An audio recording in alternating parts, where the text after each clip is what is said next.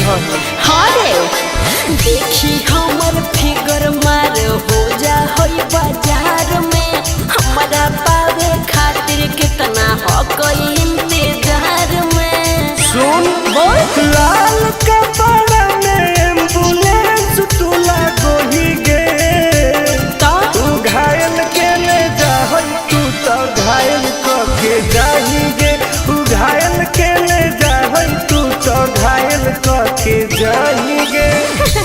अरे बाप रे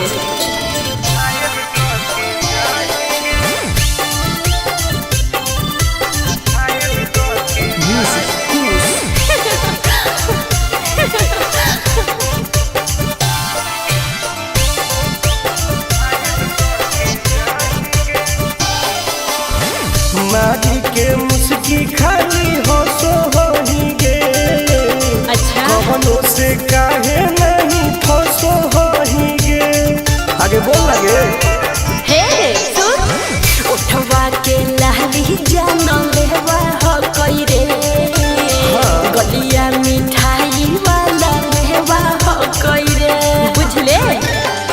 ओके मारो ही की सुत करो ही नहीं गे।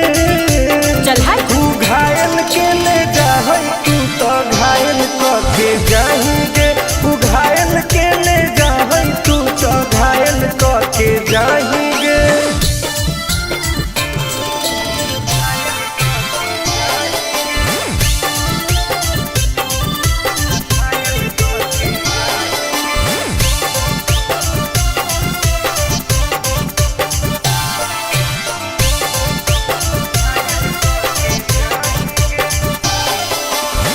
कर ले एडमिट अपना दिल के अस्पताल में ना जब ले कुआर होई तब ले फिलहाल में प्लीज कर लगे ना रे ओई